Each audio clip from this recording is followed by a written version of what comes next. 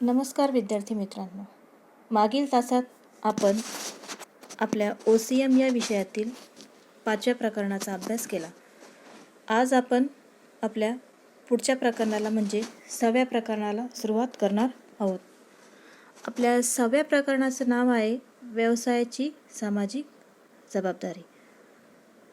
त्यात आता आपण सर्वात आधी बघणार आहोत त्याची प्रस्तावना. व्यवसायाची सामाजिक जबाबदारी असे सूचित करते की समाजाच्या हिताचे रक्षण करणे ही व्यवसाय संस्थेच्या व्यवस्थापनाची जबाबदारी आहे. कोणत्याही व्यवसायाचे अस्तित्व पूर्णपणे वेगळे असू शकत नाही. समाजाच्या प्रत्येक भागाचे व्यवसायाच्या यशामध्ये काय असते तर योगदान असते. म्हणूनच त्याची परतफेड करण्यासाठी व्यवसायाने समाजासाठी काहीतरी करणे हे महत्त्वाचे असते. व्यवसायाच्या समाजाप्रती असणाऱ्या या जबाबदारीलाच सामाजिक जबाबदारी असे म्हणतात. व्यवसायाच्या समाजाप्रती असणाऱ्या या जबाबदारीलाच सामाजिक जबाबदारी असे म्हणतात. सामाजिकदृष्ट्या जबाबदार संस्थांनी फक्त जास्तीत जास्त नफा मिळविणे एवढेच उद्दिष्ट न ठेवता समाजातील विविध घटकांच्या कल्याणासाठी सुद्धा काम करणे हे अपेक्षित असते.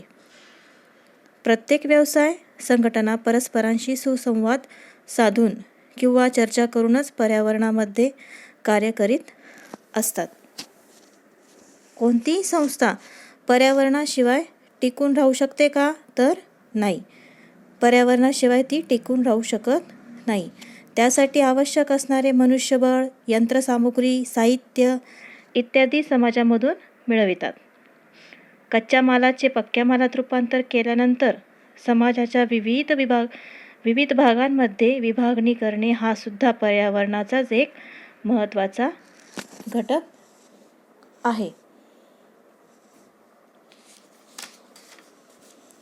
अशा प्रकारे गरजेनुसार कच्च्या मालाची खरेदी व पक्क्या मालाचे वितरण या दोन घटकांवरच व्यवसाय संघटनेचे काय असते अवलंबून तर अस्तित्व हे अवलंबून असते.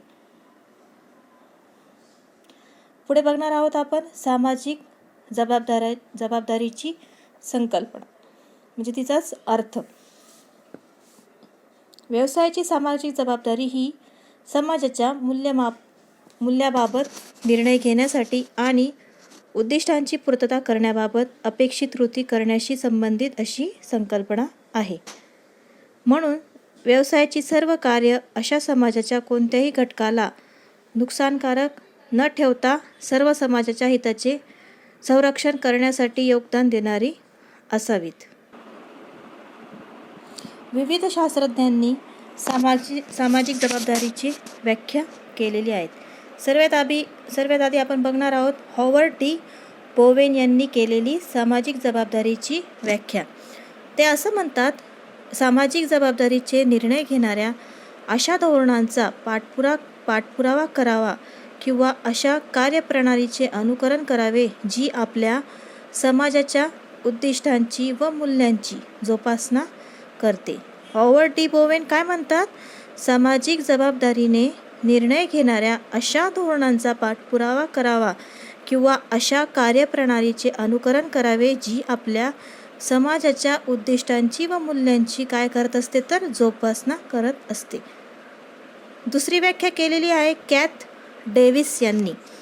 कॅथ डेव्हिस काय म्हणतात सामाजिक जबाबदारीबद्दल, व्यवसाय संस्थेच्या आर्थिक व तांत्रिक हितापेक्षा व्यावसायिकाचे जे निर्णय व जी कार्य समाजाप्रती कर्तव्य मानून केली जातात त्यालाच सामाजिक जबाबदारी असे म्हणतात.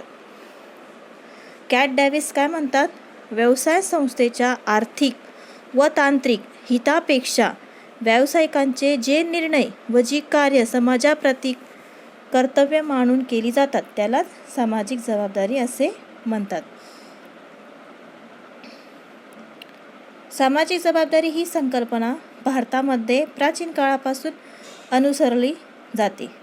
भारतीय तत्त्वज्ञांनी आर्य चाणक्य व ख्रिस्तपूर्व इतिहासकालीन खंडातील तत्त्ववेत्ते, पाश्चिमात्य उपदेशक यांनी सुद्धा व्यवसाय चालविताना नैतिक तत्त्वांचा आधार घ्यावा असे सांगितलेले आहे. व्यवसायाच्या कायदेशीर जबाबदारीपेक्षा सामाजिक जबाबदारी ही व्यापक संकल्पना आहे. कायदेशीर जबाबदारी ही कायद्याचे पालन करून पार पाडता येते, पण सामाजिक जबाबदारी ही त्याही पलीकडची आहे. कायद्याने निर्धारित केलेल्या जबाबदाऱ्यांबरोबरच संस्थेला त्यांच्या इतर सामाजिक कर्तव्यांची जाणीव असणे म्हणजेच सामाजिक जबाबदारी होय. याचाच अर्थ समाजाच्या हितासाठी व्यवसायाच्या वतीने स्वेच्छेने कामे करणाऱ्या अनेक घटकांचा सामाजिक जबाबदारीमध्ये काय होत असतो तर समावेश हा होत असतो. तर पुढे बघणार आहोत आपण सामाजिक जबाबदारीची गरज काय असते, का निर्माण होते सामाजिक जबाबदारीची गरज. व्यवसाय संघटना या नफा मिळविण्यासाठी चालविल्या जातात, परंतु जास्तीत जास्त नफा कमविणे हे एकमेव उद्दिष्ट असता कामा नये. सामाजिक बांधिलकीसुद्धा फार महत्त्वाची असते. त्याचे काही पुढे मुद्दे सांगितलेले आहे. सामाजिक जबाबदारीचे गरजेविषयी काही मुद्दे आहेत, थोडक्यात आपण त्यांचा अभ्यास करणार आहोत. सर्वात पहिला मुद्दा आहे विश्वस्त संकल्पना. विश्वस्त ही संकल्पना आर्थिक सामाजिक तत्त्वज्ञानांची आहे. विश्वस्त ही संकल्पना आर्थिक सामाजिक तत्त्वज्ञानाची आहे. हा विचार सर्वप्रथम कोणी पुढे आणला तर महात्मा गांधी यांनी पुढे आणला. सर्वसामान्य जनतेच्या कल्याणासाठी संस्थेच्या सदन व्यक्तींनी विश्वस्त बनून विविध साधनांचा पुरवठा केला पाहिजे. विश्वस्त संस्था सामाजिक कल्याणासाठी कार्यरत असतात व म्हणून व्यावसायिकांना समाजाचे विश्वस्त मानले जाते. दुसरा मुद्दा बघणार आहोत आपण समाजाच्या बदलत्या अपेक्षा. समाजात बदलत असणाऱ्या अपेक्षा या सामाजिक जबाबदारीची गरज दर्शवित असतात. अलीकडच्या काळात समाजाच्या व्यवसाय संस्थेकडूनच्या अपेक्षांमध्ये मोठ्या प्रमाणात बदल झालेला दिसून येतो. सुरुवातीच्या काळामध्ये व्यवसाय म्हणजे वस्तूंचा व सेवांचा पुरवठा करणारा भाग असाच दृष्टिकोन होता, परंतु आजकाल समाजाची अशी अपेक्षा आहे जी व्यवसाय हे जबाबदार नागरिक असून समाजाच्या कल्याणासाठी त्यांनी योगदान हे दिले पाहिजे. पुढचा मुद्दा आहे नावलौकिक म्हणजेच काय तर प्रतिष्ठा, रेप्युटेशन.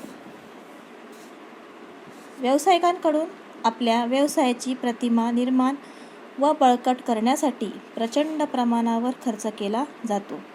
सामाजिकदृष्ट्या जबाबदारीने वागणाऱ्या कंपनीला समाजामध्ये चांगली प्रतिष्ठा मिळते.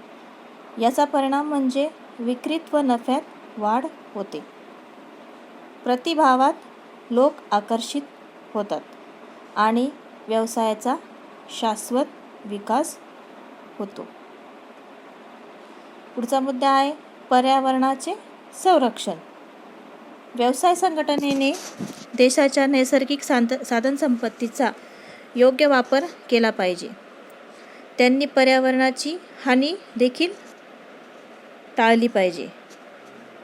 उदाहरणार्थ व्यवसायामध्ये पाण्याचे होणारे प्रदूषण, ओझोनचा थर कमी करणारे घटक हवेत सोडणे टाळले पाहिजे. यामुळे समाजातील लोकांचे आरोग्य धोक्यात येते आणि सजीवांच्या अस्तित्वावरच प्रश्नचिन्ह निर्माण हे होत असतात.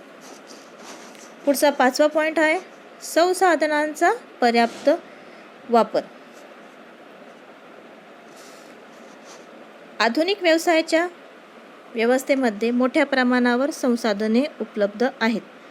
या सर्व मोठ्या प्रमाणावरील संसाधनांमुळे समाजाच्या हिताचे रक्षण करणे व्यवसायांना शक्य आहे.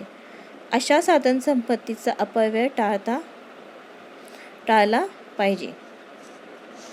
सामाजिक जबाबदारीची काय तर गरज आहे. त्यांनी संसाधनांचा पर्याप्त वापर केला पाहिजे, त्यांचा अपव्यय हा टाळला पाहिजे. पुढचा 6वा पॉईंट आहे कामगार संघटनांचा दबाव. आधुनिक काळात कामगार त्यांच्या हक्काबाबत जागरूक झाले आहेत.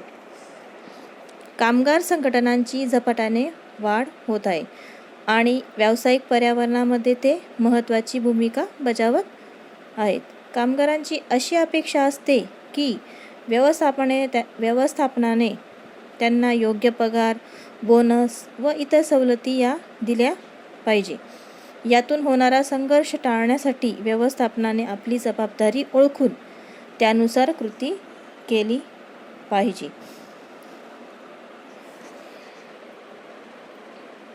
पुढे 7वा पॉईंट आहे ग्राहक चळवळींची वाढ. बघा, शिक्षणाचा विकास, प्रसार माध्यमे आणि बाजारपेठेतील वाढती स्पर्धा यामुळे ग्राहक त्यांचे हक्क व अधिकारांबाबत काय झाले आहेत तर जागरूक झाले आहेत. म्हणूनच व्यवसाय संस्थेने ग्राहकाभिमुख धोरणांचे काय केलं पाहिजे तर अनुकरण केलं पाहिजे. पुढचा 8वा पॉईंट आहे शासकीय नियंत्रण. व्यवसायाच्या दृष्टिकोनातून शासकीय नियम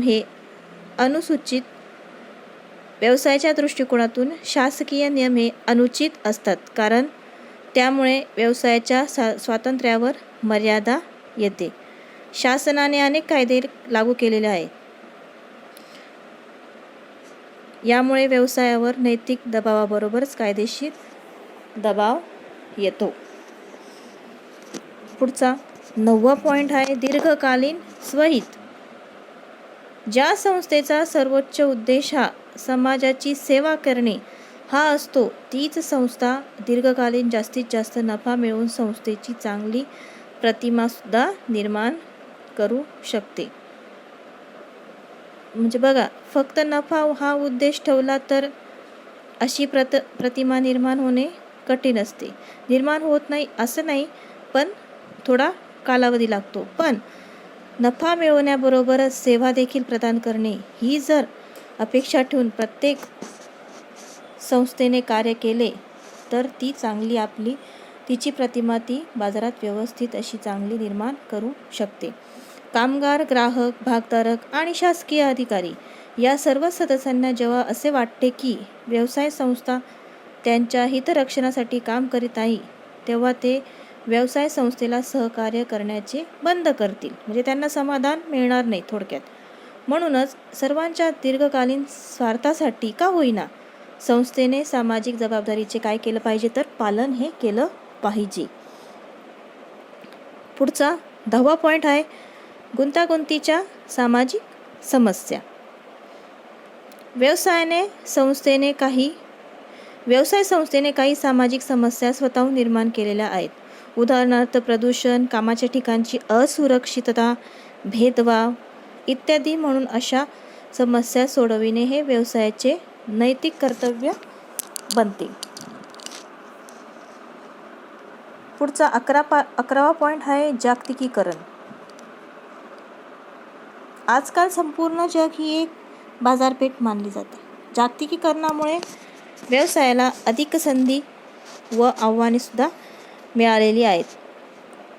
आंतरराष्ट्रीय व्यापारातील अडथळे कमी झाले आहेत आणि त्याचा परिणाम म्हणून वस्तू व सेवांचे वितरण जागतिक स्तरावर होत आहे. ज्या देशांनी व्यवहाराची आदर्श पद्धत स्वीकारली आहे त्यांचाच जगभर प्रभाव वाढला आहे. पुढचा 12वा पॉईंट आहे माध्यमांची भूमिका. सार्वजनिक जीवनामध्ये माध्यमे महत्त्वाची भूमिका बजावतात. इंटरनेटमुळे म्हणजेच माहिती इंटरनेटमुळे सामान्य लोकांपर्यंत पोहोचणे हे शक्य होत आहे. माध्यमे ही अतिशय क्रियाशील असून खळबळ उडवून देऊ शकतात. समाजावर त्याचा फार मोठा प्रभाव पडतो. व्यवसायाच्या अनुचित व्यापारी प्रथांविरुद्ध आणि ग्राहकांच्या होणाऱ्या शोषणाविरुद्ध माध्यमे आवाज उठवू शकतात. म्हणून व्यवसायाला सामाजिक मूल्यांकडे दुर्लक्ष करता येणार नाही. आपण आतापर्यंत बघितलं सामाजिक जबाबदारीची प्रस्तावना, अर्थ, व्याख्या, नंतर सामाजिक जबाबदारीची गरज. पुढे बघणार आहोत आपण वेगवेगळ्या समूहांप्रती असलेली जबाबदारी.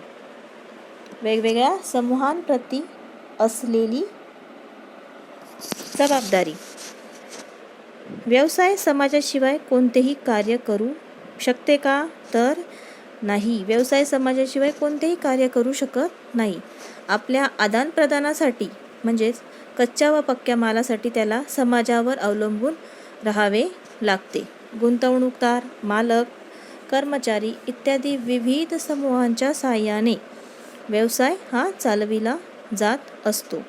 या सर्व समूहाच्या हिताचा समतोल साधण्यासाठी व त्याचे रक्षण करणे हे आवश्यक असते. चला आता आपण पुढे पहिले बघणार आहोत आपण पहिली जबाबदारी, मालकांप्रती जबाबदारी. मालक किंवा भागधारक यांच्या प्रती असलेली जबाबदारी. व्यवसायावर ज्यांची मालकी असते त्यांनाच मालक असे म्हणतात. नफ्या तोट्याला तेच जबाबदार असतात. मालकच भांडवल गुंतवितात आणि धोकाही पत्करतात. म्हणून मालकांप्रती व्यवसायाची जबाबदारी पुढील प्रमाणे आपल्याला सांगता येईल. पहिला आहे माफक नफा. व्यवसायाने माफक नफा मिळविला पाहिजे. व्यवसायाच्या वृद्धी आणि विस्तारासाठी नफा उपयुक्त असतो. त्यामुळे आर्थिक स्थैर्यता ही लाभते. दुसरा पॉईंट सांगता येईल व्यवसाय संधीचा शोध. व्यवसाय संधींचा शोध.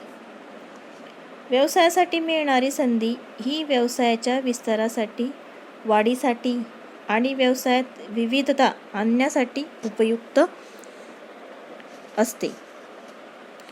अशा संधीच्या शोधासाठी व्यावसायिकाने दक्ष असले पाहिजे. व्यवसायाच्या यशासाठी हे अत्यंत निर्णायक असते. म्हणूनच अशा संधींचा त्याने काय घेतला पाहिजे तर शोध हा घेतला पाहिजे.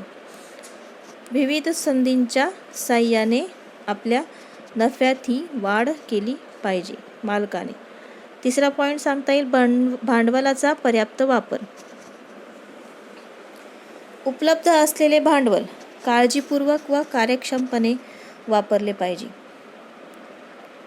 व्यवसायातील धोक्यांचा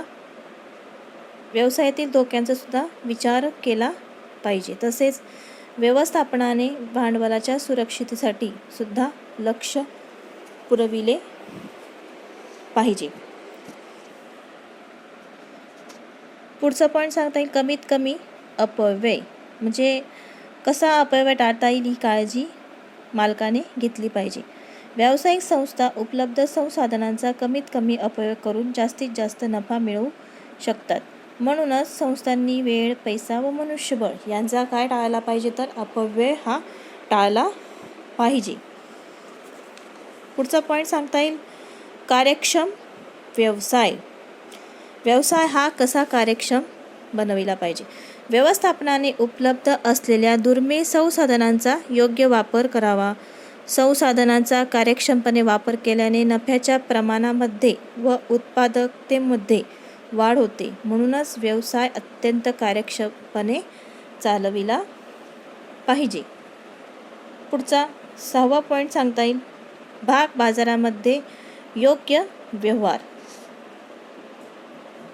भाग बाजारामध्ये योग्य व्यवहार. भाग बाजाराशी संबंधित असलेल्या सर्व प्रकारच्या अयोग्य व्यापारी प्रथा टाळल्या पाहिजेत. उदाहरणार्थ भागांची खरेदी विक्री करणाऱ्या गटाचा सदस्य चुकीची व गुप्त माहिती पुरविणे इत्यादी कृत्रिमरित्या भागांच्या किमतीत वाढ किंवा घट केल्याने सर्वसामान्य गुंतवणूकदारांचे नुकसान हे होत असते. पुढचा 7वा पॉईंट बघणार आहोत आपण विस्तार व विविधता. विस्तार व विविधता. व्यवसायामध्ये वाढ आणि विकास होण्यासाठी त्यामध्ये विस्तार व वैविध्यीकरण केले पाहिजे.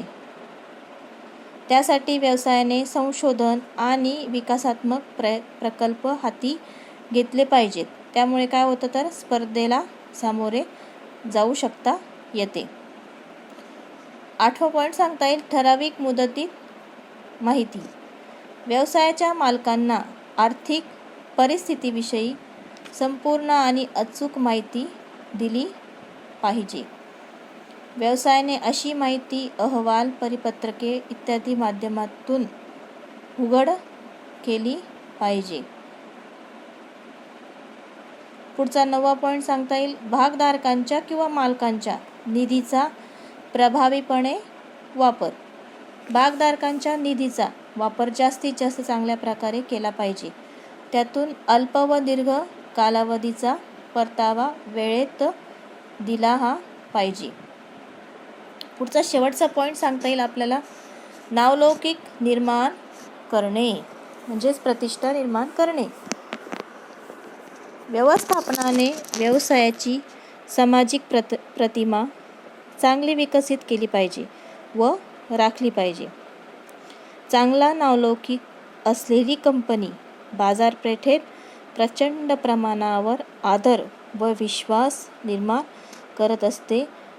थोडक्यात आपली प्रतिष्ठा निर्माण करून ती कायमच अस्तित्वात ठेवणे हे शक्य होत असते.